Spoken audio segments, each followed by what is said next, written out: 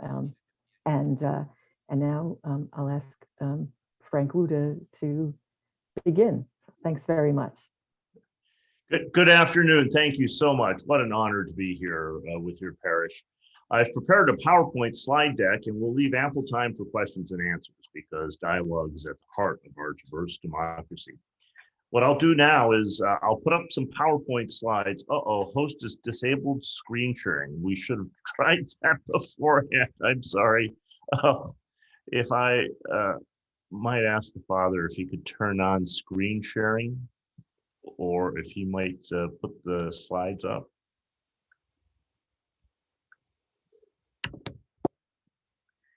Stand by while all right, he's made me a co-host, so this will just take one moment. All right. Okay, you should be looking at a slide that says Asian Americans at a crossroads. Do you all see a slide that says that? Would someone, okay, great. So what I'll do is I will go through about 24 different slides. I'll describe each one for you and then talk a little bit about the contents.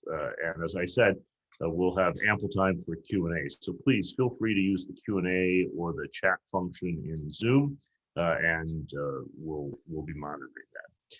So let me start off by just talking a little bit about how we talk about race.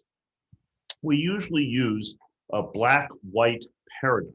What I mean by that is we frame race as if everyone fits neatly into one of two boxes.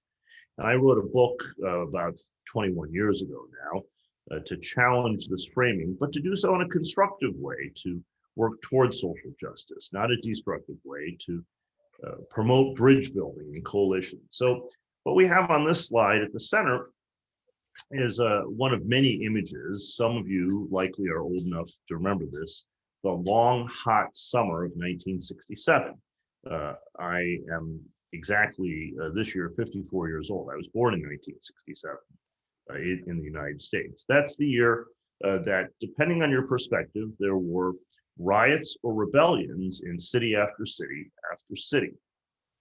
And this was so upsetting, with the National Guard being called out in places such as Detroit, my hometown, that the federal government set up a commission, and that's what you see on the left, the Kerner Report. They asked the Illinois governor, Otto Kerner, to chair what they called the National Advisory Commission on Civil Disorders.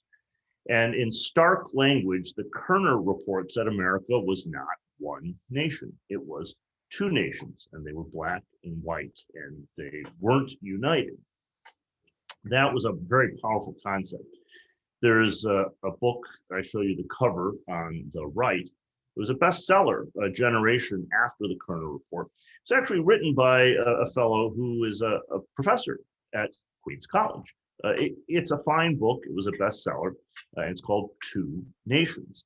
As the title suggests, and the subtitle makes it even more clear if the title doesn't, black and white, separate, hostile, unequal.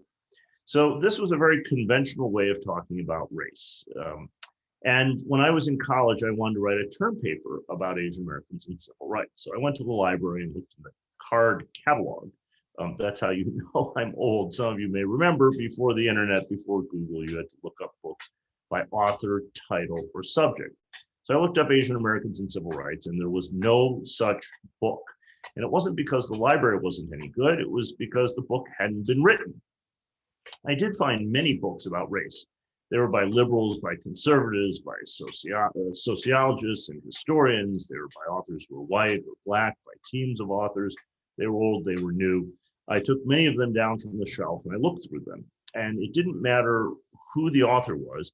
Every one of them used a black-white paradigm. Now, I thought to myself, just strolling across campus, there's something wrong here. That picture of the world is not accurate. It does not correspond to the reality all around us. And so I wanted to do something different. And it's not out of ethnic pride as someone who's Asian American, it's out of fidelity to the facts. I thought, well, if we're going to talk about these issues, we should start with a picture of the world that better represents what the world looks like. Actually, Asian Americans are now and have been for some time the fastest growing racial demographic group in the nation at about 23 million.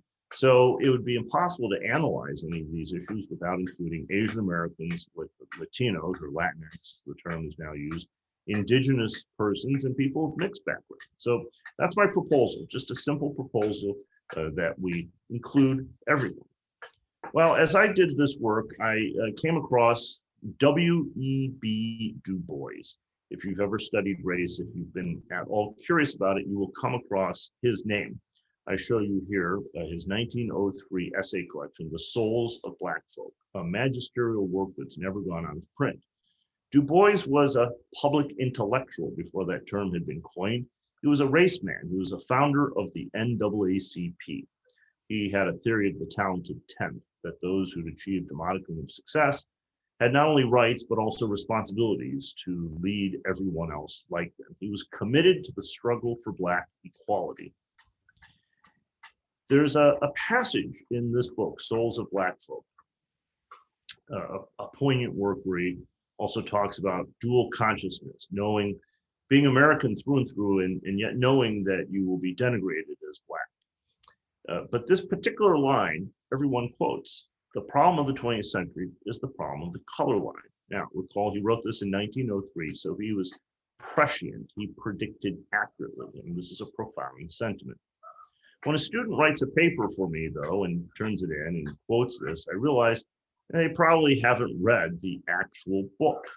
Why do I say that? Well, because Du Bois, he did write those words, but that's out of context.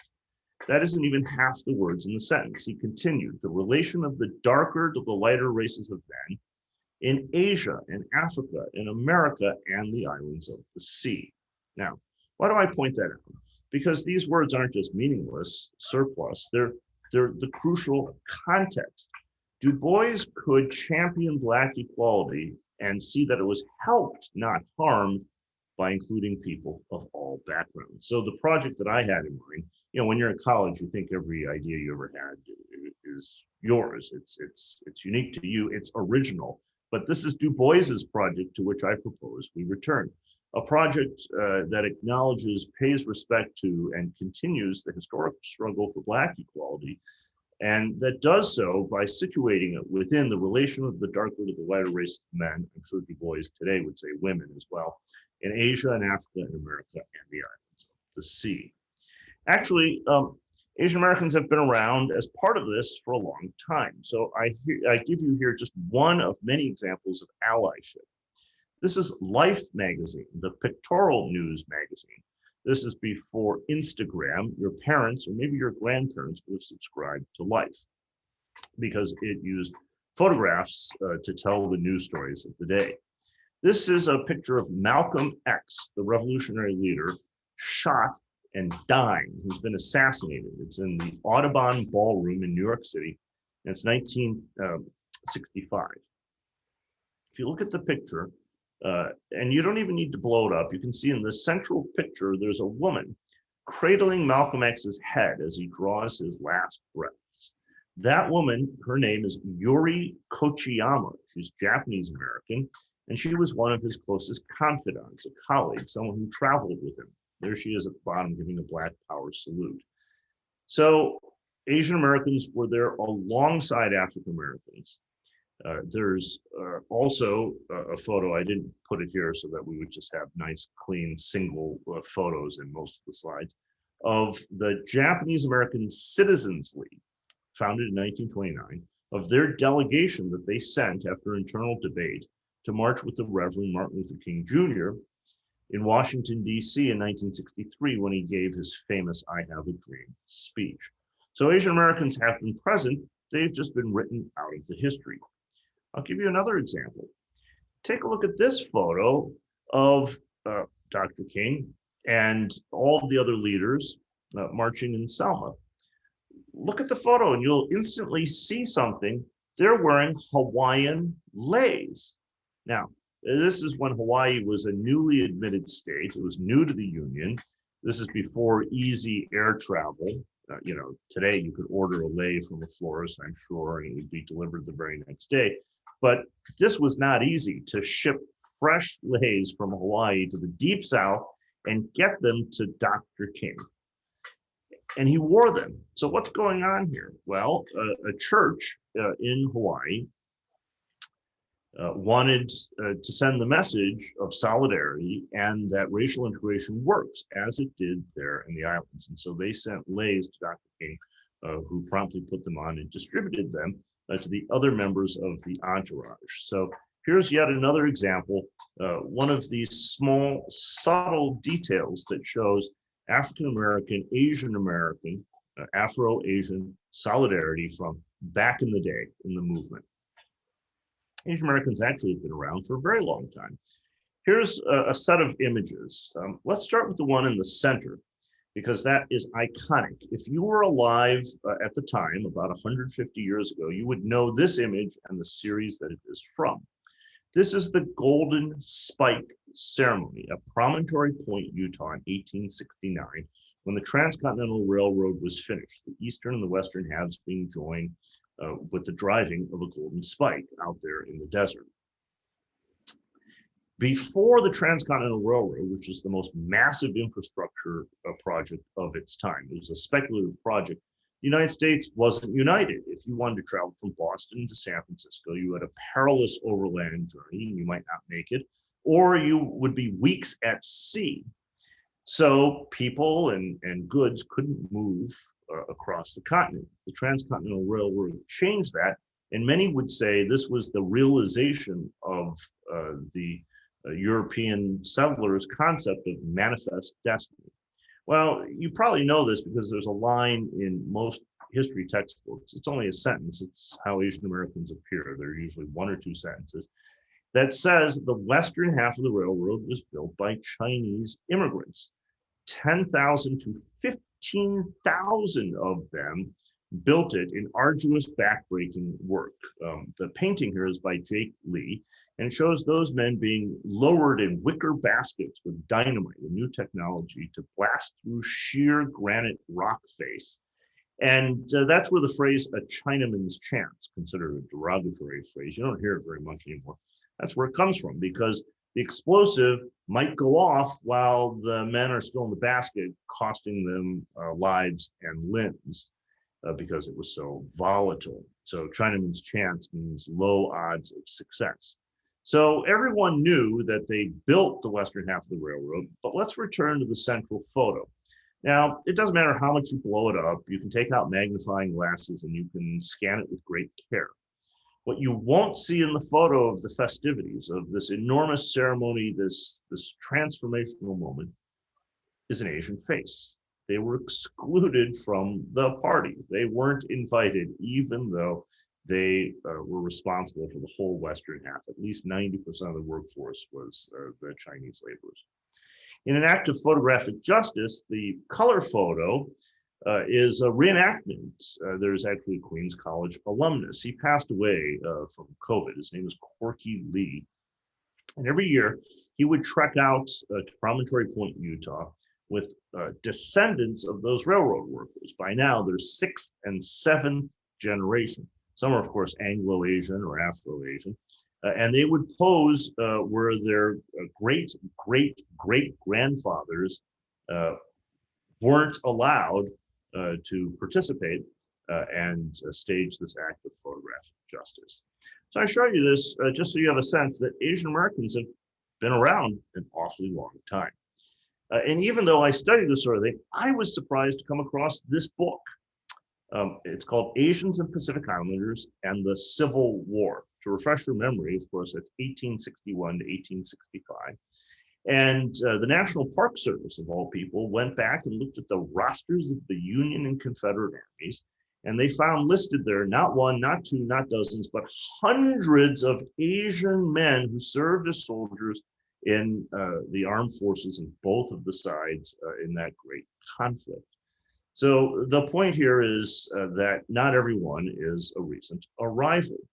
Yet the photo that I show on the right is Rock Springs, Wyoming, where all the Asians were driven out by a white mob. So all throughout the 19th century, there were violent attacks that included arson, stabbing, shooting, and mass lynching in order to clear out all of the Asians, primarily Chinese at that time, from their settlements. Downtown Los Angeles, for example, when it was a frontier town, 1 out of 10 of the Chinese residents was massacred in a single day in 1871. You can Google all of this, by the way, and I encourage you to do that. Don't take my word for anything or everything. Just take a look. If you Google Los Angeles Chinese massacre, you'll see it's been written up. It's well attested to. Of course, nobody was brought to justice for it because it was such a large mob. I now turn to the images of Asian Americans. So why aren't these issues really talked about? You know, one of the things I've pointed out is with the attack in Atlanta and everything else that we're seeing, you know, none of this violence is new. The awareness is new. So I have 3 reasons why that might be. The first is that we use a black and white paradigm. The second is the model minority myth. Even if, so here I show you a book that deconstructs it. Even if you've never heard of the model minority myth, you know what it is. It's the idea that Asian Americans, those who have come in their American-born progeny, are super successful overachievers, you know, winning every spelling bee, science fair, math quiz, and doing so well. Well, that sounds like a compliment, but it's dangerous because it's a racial generalization. I'd like to explain why. And by the way, I applaud, as we all should, those who have been so successful. I just wonder what happens when we say all Asians or almost all Asians are doing well. So let's start with some of the facts. Asian Americans actually have the greatest level of income inequality within the demographic group, even more than Blacks. Now you might look at that and wonder, how can that possibly be? Well, I show a simple graphic. If you study sociology or statistics, this is what's called a bimodal curve. Now, there's an easier way to understand it. It's a camel with 2 humps, not a camel with 1 hump. So what's going on here? Well, one group is those who really are wealthy, right? They're coming and buying a penthouse a condominium in Manhattan, right? Or they come with what's called human capital. They already have a PhD or MD, and they see that they can make so much more money in the United States. And so they migrate, and they're not rich, but they have skills. So they instantly come in middle class or better off. That's brain drain, as it's called. It's selective migration. Well, what's the other peak? The other peak are those who are undocumented. It's those ships that ran aground more than 20 years ago, the Golden Venture, if you were here in the New York area when that happened. It's the Uber drivers. It's the wait staff at the all-you-can-eat buffet. So there are many Asian immigrants and Asian Americans impoverished, suffering, living in neighborhoods that are predominantly Black and brown, and they're no better off than their neighbors. Yet the assumption is that all Asian Americans are crazy rich Asians. So that's the first real problem. It's whitewashing of bias, so that when Asian Americans complain, the response is, well, you're all doing well anyway. So there's a study, I give you the headline here, it was in Harvard Business Review a few years back. Asian Americans are actually the least likely group in the United States, even looking at other racial minorities, to be promoted into management. Now, Asian Americans are overrepresented at the entry level in many professions, go to a law firm, an accounting firm, and relative to their proportions in the general US population, you'll see more Asian Americans, but they never move up. They're the expendable, disposable workforce with talent, professionals, yes, but always relegated to the entry level and the lower positions. More than that, the model minority myth generates its own racial resentment. The historian Ronald Takaki, he wrote the first history of Asian Americans, said that Asian Americans are punished for their virtues rather than their vices. Now, how might that be? Well, the image of Asian Americans, this model minority image, isn't new. It's been around a long time. Yet it's turned on its head. So I'll give you an example. What is it to be hardworking? Well, it's to be unfair competition. It's to be too hardworking. So the image of the early Asian laborers was not that they were inferior, but rather that they were superior and would do better and therefore had to be excluded. So even other immigrants, white immigrants, agitated against them. I show you here a pamphlet. This is pre-internet, pre-television, pre-radio, right? So if you wanted to make a political point, you stood on the street corner on a soapbox and gave a speech, and then you handed out your pamphlet. This pamphlet is by Samuel Gompers. He was one of the leaders of the AFL. He's a progressive labor leader. This particular version was printed in 1902, and if you look with care, you'll see it was put out by the Asiatic Exclusion League, right? So their stated goal was just to keep Asians out, and many of their supporters were themselves immigrants. So this is not citizens versus aliens. In many instances, it's white immigrants versus Asian immigrants. One of the most fiery orators of the exclusion era was named Dennis Kearney from County Cork, Ireland. Well, let's go back to Gompers' pamphlet. It's entitled Meat versus Rice, American Manhood Against Asiatic Cooleyism, Which Shall Survive? I almost want to laugh at this booklet, except it was deadly serious and it persuaded people. I'll explain why. If you pick up a copy, and you can find it on the web again, and you can look through it, it makes the following argument, and I'm representing it fairly. Gompers says Asian men eat rice, white men have to eat meat. So since Asians subsist on rice, but whites can't do that, and meat is more expensive, this is unfair because the Asiatics are working for lower wages. They're being exploited in the coolie labor system. But rather than stand up against the exploitation on behalf of other laborers who are just like Gompers and his colleagues, his proposal is let's just kick them all out. So that's an example of what happens with the model minority myth. It leads to the idea, hey, Asians are taking over. What happened to the real Americans? But most of all, it's false flattery. It's often not about Asian Americans at all. It's just a way to send a none too subtle message to African Americans and other people of color, using Asian Americans as a pawn to say they made it, why can't you? Pitting one group against another. So this book, The Good Immigrants, talks about how from being the yellow peril, Asian Americans became the model minority because the idea that Asian Americans were doing well wasn't just about Asian Americans. It was a way to say, you see, there are no racial problems here. America has made good on its promise. The other predominant image of Asian Americans is the perpetual foreigner syndrome. Here I show you just a meme. Maybe you should go back to China where you belong. So this is represented by the question, where are you really from?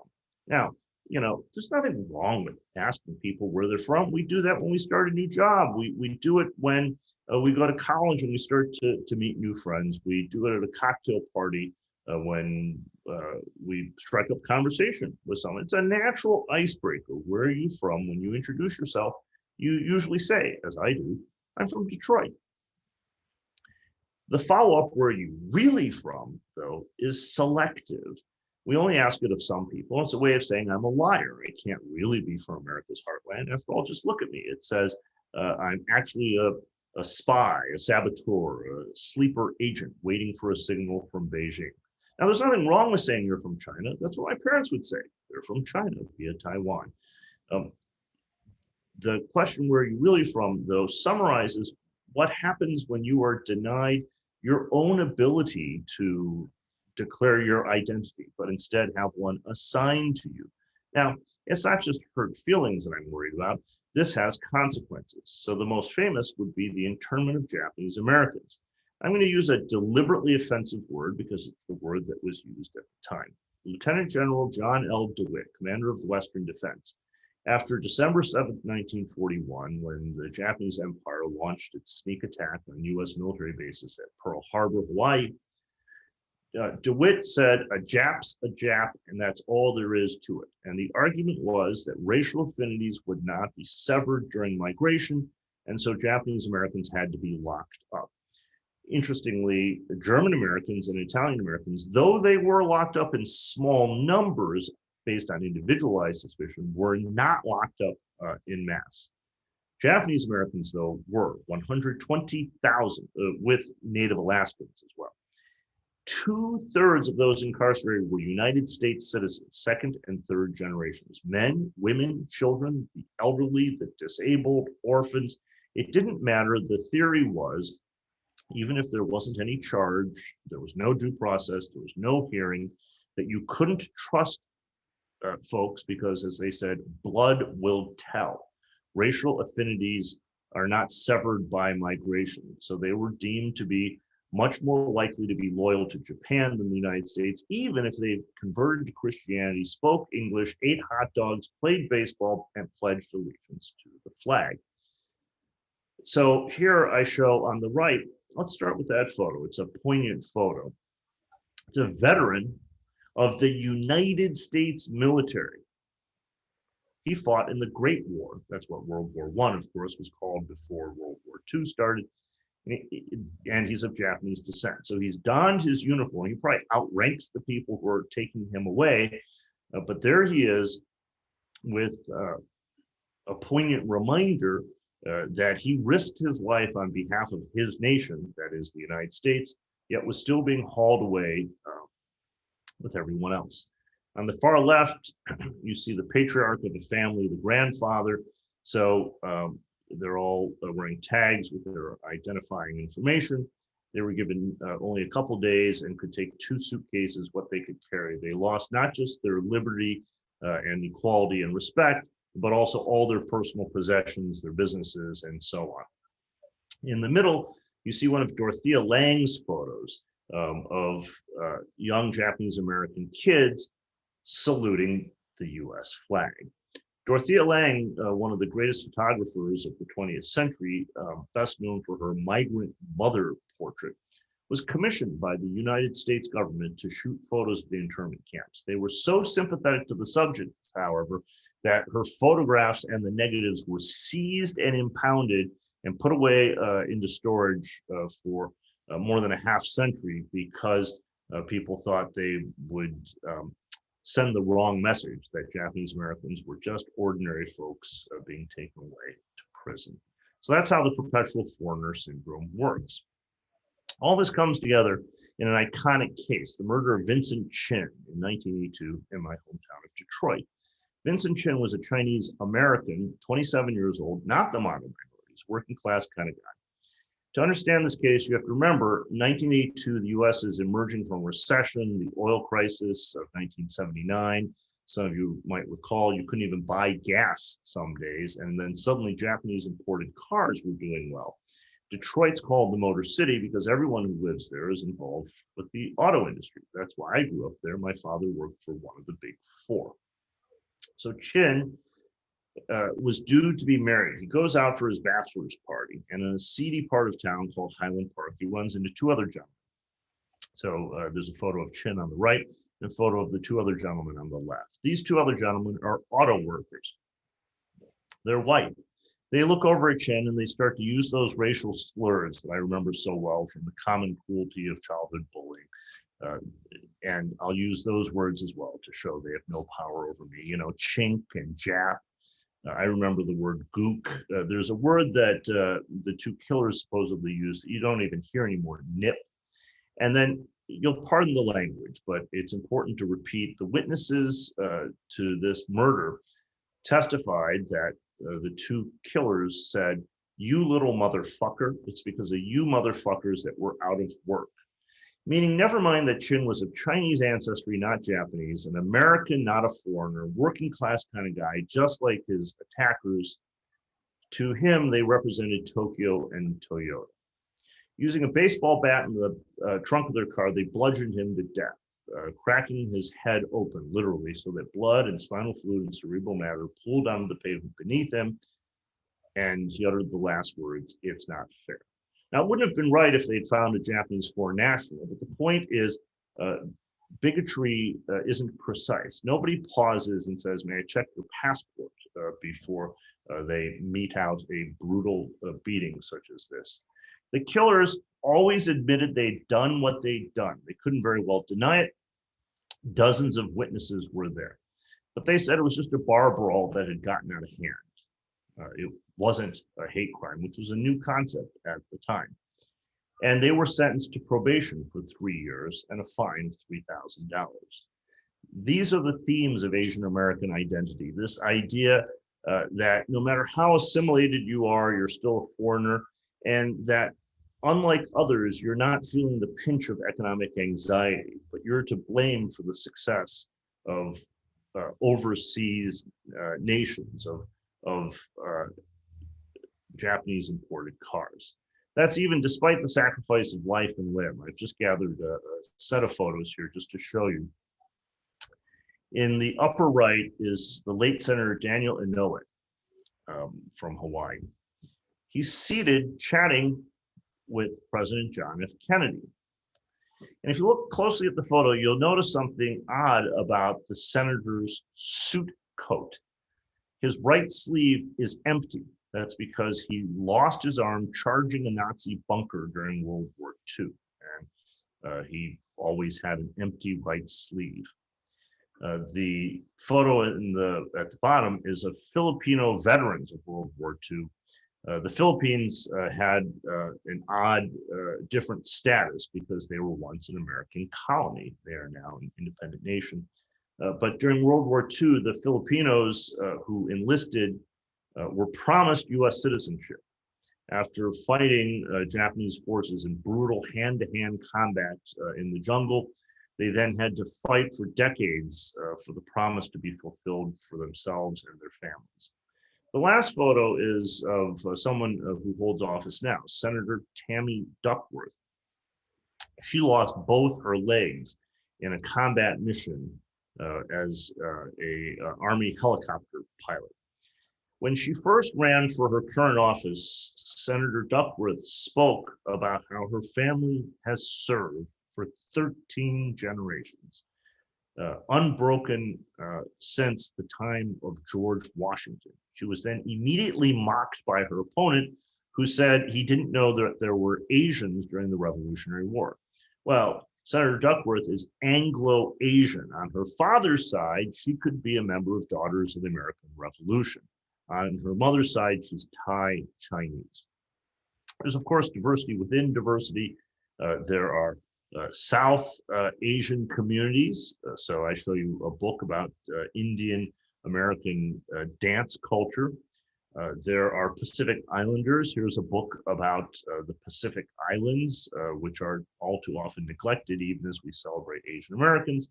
And Southeast Asian refugees. Here's a bestseller about Vietnamese who came to the United States as refugees following what, of course, in Vietnam is not referred to as the Vietnam War, but as the American War. There are also Afro-Asians and Asian adoptees. On the left is a jazz album. It's the second release by Charles Mingus. He's my favorite jazz performer. You might wonder, what is Charles Mingus doing wearing Chinese regalia? Is he mocking Asians? No, he's paying homage to his grandfather. Charles Mingus was Afro-Asian. If you're familiar with Jewish ritual, you would recognize that the woman being lifted in the chair is celebrating her bat mitzvah, the coming of age ceremony for Jewish women. She came from a Chinese orphanage 13 years prior. So this is no longer uncommon, and I just show it to show the diversity within. Here are a few other images. On the left and right are the stories of two Black women who found their Asian grandfathers, and both have written about it. In the middle is a book about the Punjabi Mexicans, a community now in its fourth generation and dying out in California, when Punjabi, that is South Asian immigrant men, married Chicana women, sometimes two brothers marrying two sisters, forming a close-knit community in California. So Atlanta is a turning point. I have here a few images On the right is the man slashed with a box cutter. He'll be scarred permanently, those horrible wounds that he's displaying. And he said nobody came. You probably have seen the video of the attack on the left. To refresh your memory, this is a Filipino woman on her way to church, 65 years old, knocked to the ground, kicked in the head brutally and repeatedly, sent to the hospital in critical condition. If you've watched the 30-second video, the shocking part, now the attack is horrific. It's just terrible. But in the last 2 seconds, you see the doormen who have watched the entire incident unfold before their eyes, who did nothing, and then literally closed the door on the scene. At this point, there have been so many viral videos of Asians, primarily those who are older and often women, being spit on, shoved to the ground so hard their bones are broken, being stabbed, being shot in Atlanta, 6 of the 8 victims being Asian women. In Los Angeles recently, a Chicana woman was attacked, brutally beaten by someone shouting anti-Asian slurs who mistook her for Asian. And yet there remains denial that race is involved or dismissal that there's anything wrong. Now, I can't look into the hearts or minds of any of the perpetrators, but I wonder how many cases you have to see before you conclude there's a pattern. The law enforcement officer in charge of the Atlanta case said after the killer had already confessed, oh, he was having a bad day. When I saw that, I thought, well, that has to be fake news. But then I looked it up, and it turns out he indeed said that. And then to nobody's surprise, it turned out he had been spreading himself, the law enforcement officer, the China virus meme on social media. So his comments were almost to trivialize the entire incident. Oh, it's just a bad day, like any of us might have. Gender is, of course, a part of all this. There's the hypersexualization of Asian women. This is a documentary, Seeking Asian Female, about the phenomenon of yellow fever, of the white middle-aged men who troll the web looking for young Asian women to meet. There now, though, is advocacy. There's a project that I've helped support, the Yellow Whistle. It's an effort to distribute yellow whistles to people of any background, so that if you're attacked, you can blow on it. If you witness an incident, you can blow on it. They're imprinted with the words, "We belong." Yellow having been deliberately selected because it's a color often used in a derogatory way. It's an effort to reclaim that color. Let me conclude on a positive note. At the beginning of Asian American Heritage Month, I was humbled to attend a rally in Flushing, right in downtown Flushing, Queens. So since most of you are New Yorkers, you know that in the past generation, Queens has become one of the most diverse places on the face of the planet. Actually measured by language, it's the most diverse place. There are something like 200 languages in use. To tell you the truth, I didn't even know there were 200 languages in use, period. But there are 200 languages in use in the borough. And there are 83 spoken at the homes of our students on campus at Queens College. Well, at this rally, when my turn came to speak, I said to the folks who were there, I've never seen this. I've never seen so many Asian Americans, every generation, standing up and speaking out with posters, ready to march, coming to a rally. I've just never seen a sight like this. And as importantly, I've never seen so many allies. On stage there was Senator Chuck Schumer, Mayor Bill de Blasio, Attorney General James, the borough president, Donovan Richards, who's African-American, co-organized the event with Congresswoman Grace Meng, who's Asian-American. Civil rights activist Al Sharpton came and gave a touching speech about how he would be a hypocrite if he hadn't come. And so I've never seen that. I've worked my entire life on these issues since the Vincent case, and I have just never seen so many allies, high-ranking government officials of every background. There were Jewish speakers, there were Latinx speakers, there were LGBT speakers, people wanted to say, this cause is our cause. And so when I look at everything that's been happening with the Black Lives Matter movement and all of the movements for social justice, I continue to have faith. We were drawn to these shores, and much of the great migration of African Americans from the Deep South. My parents came here because they believed in what this nation stood for. It beckons the world over with the ideals of freedom and opportunity, self-governance, of a diverse democracy. And so I'm confident that if we come together, we will make good on these ideals. We will be able to put principles into practice. Thank you so much. So we have, I think, 15 minutes for a little Q&A. If people want to put something in the chat box or the Q&A box, I see we have about 33 participants. And Moira and Father, you're of course welcome to comment or to ask questions as well. Thank you. It's such a tremendous presentation and very eye-opening and beautifully done for us. If anyone wants to raise their hand, I'll see that in the participant chat list, and then I can give you permission to speak so you can actually ask your question if you'd prefer to do that rather than putting it in the chat box. Oh, so John Calhoun, I'll allow you to talk. Go ahead, John, unmute yourself. Can you speak to LGBT Asian Americans, and particularly, I unfortunately had to miss the first half, but I did catch the second half of your presentation.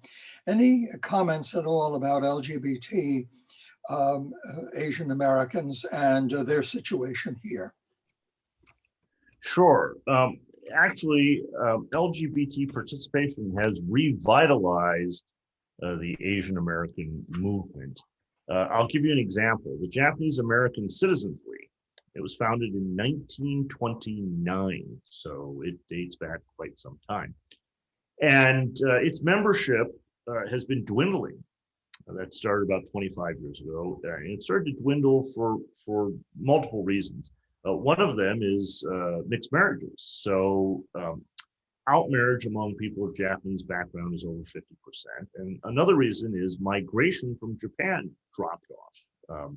Japanese Americans used to be the second largest Asian American group by ethnicity. They're now the sixth largest. So they've declined in absolute numbers and in proportions. But starting about 20 years ago, the JACL saw new youth activists, including many who were half or quarter Japanese, who joined the JACL, and it became one of the very first civil rights groups to pledge, back when it was still highly controversial before it had become accepted, pledge its support for marriage equality. So the JACL is now thriving once again because young LGBT activists became involved in the JACL. And if it weren't for that infusion of people power, and if it weren't for their enthusiasm, the JACL would be but a shadow of its former or current self. Thank you. Frank, I'm going to read a question for you from the chat from Nanette Junko. She says, thank you so much for this excellent presentation. As an educator, can you give us your thoughts on how to deal with the considered imbalance in the New York City elite high schools, which is highlighted as a source example of racial resentment? Sure, this is very complicated, and you'll have to have me back sometime if you want a more nuanced answer. I'll say just three things. The first is, it's been depicted as Asians versus Blacks. That's an unfortunate framing, unnecessary, not true to the facts. Second is, I think it's entirely possible to fight anti-Asian bias and anti-Black bias. It's possible to do both. Not only is it possible, it's necessary, and it's critical to see how they come together, and to frame this as a source of inevitable tension suggests that there's only a limited pie that's got to be fought over. There are just so many complicated issues, and I'm not a politician, so so I don't say anything that gets into politics. But I'll say there's a better way to frame this, which is what would be an equitable way to set up scarce societal resources to distribute them, and how can we design that? And my view of tests is, look, I'm in education. Tests tell us something, right? They're predictors, but tests don't tell us everything. And it'd be a mistake, totally separate from does it help Asian Americans, does it help African Americans? It'd be a mistake to treat tests given to kids as measures of our moral worth and allocate societal resources strictly on that basis. The people who design the tests will tell you the tests are a predictor. But what we've turned them into is a way to give out rewards instead of seeing the test as, yes, useful, but not the be all and end all. So my hope is that we can sit down calmly, rationally, without getting people angry, and say, look, how should we set up public institutions so that everyone has a fair shot, and understanding that there's something just not quite right if there are zero or very close to zero of any group, that should make us deeply uncomfortable about a public institution. The third thing that I'll say is, and this is something in particular to Asian Americans, Asian Americans don't have to be self-sacrificing in a way that others aren't called upon to be, right? I mean, human beings want what's good for their children, for their families. I get that. But I would share a couple thoughts with my friends who are Asian American. The first is, if all you are is for yourself. So I know more than one Asian American who says, you know, I can't stand affirmative action and at the high schools or the colleges. But then they say, but at the workplace, oh, we sure need it. All right, my message is, look, other people are not naive or stupid.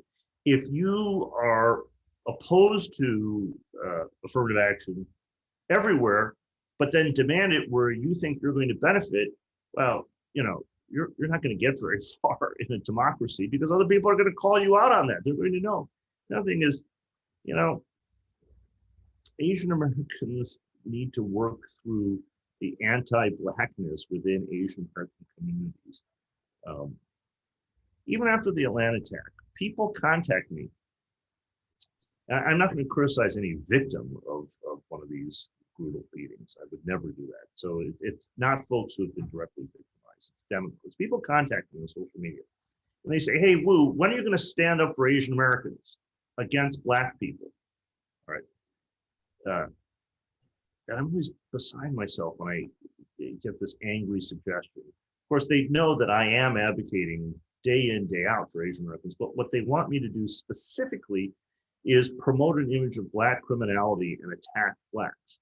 All right, that's neither principled nor pragmatic. That will not make the world a better place. If I stood up and said, you know what we need is for Asian Americans to fight Black people, that would be a disaster.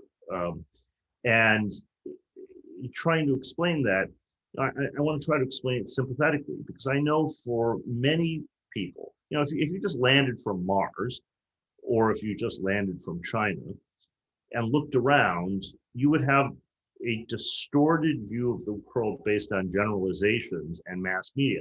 Actually, wouldn't be true for Mars, I don't think, but it would be true for China. Even before you get here, you're exposed to mass media, which depicts Black people in stereotypical terms as, you know, shiftless and shiftless thugs, right? So it doesn't surprise me that there are some Asian Americans I don't want to stereotype myself. There's some Asian Americans with these attitudes, and I'm just trying to help figure out, when I say Asian Americans should be part of the picture, I want to bring us in constructively, positively, not to be destructive and attack others. I see we've got a number of questions, including about the Yellow Whistle Project. So you can Google it, Yellow Whistle Project, and how to be an upstander rather than a bystander. It doesn't require that you intervene in a way that risks your own life. There are folks who do upstander training. Maybe the church has a program like that. If you do anything that indicates that you're aware of what's going on, many folks who are attackers are actually cowards, and they will go to a different target or leave alone the person that they're beating if just anyone speaks up and says, "Hey, stop that!" So there are programs run by experts. I'm not an expert on that, but just any type of show of awareness and support will do something and have some positive effect. I think we're just about out of time. I know that the father told me beforehand that we had just 1 hour. He has mass to prepare for it. I want to make sure he's able to get to his 5 p.m. mass. Why don't I go ahead and sum up by saying thank you to the church, to the father, to Moira, who is with us at Queens College, and by the way, doing great work. She's part of our strategic planning process. So I'll just close by saying, being here, your being here is a first step. Half of success in life is just showing up. And your interest on a fine Sunday afternoon in listening to a talk such as this and being part of it, I'm humbled and honored. And this gives me confidence that, the Reverend Martin Luther King Jr. wrote in his letter from Birmingham jail, I'll close with this. That's not his best known work, but it should be much better known. It's a very slim book. You could read it in an hour. He writes as a member of the clergy to white Southern clergy.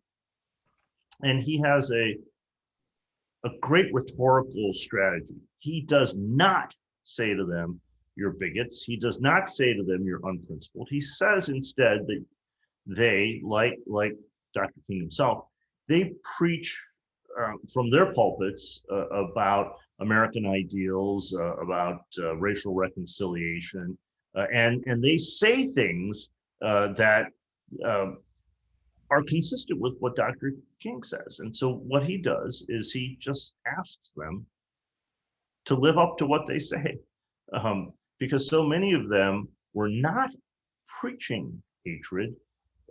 They were preaching something that they didn't actually follow. So it was only rhetoric. And what he asked was that they make it real. So that's what I will close on. And I know that within your parish, you are doing that day in, day out. Just before we came on, we were talking about the Berrigan brothers. And I know that the services when Daniel Berrigan passed away were at your church about 5 years ago. So I know it's part of who you are and part of this community. So again, I'm deeply honored to have joined you for an hour, and I know that we will make it through this moment as we emerge from the pandemic, and we will make America anew. Thank you so much. Thank you so much, President Wu. This was such a wonderful hour to spend with you and so informative. I know we could have taken all your time and asked questions for hours, but we are so grateful to have had you with us today. Thank you very much. Thank you. Thanks so much. This was great.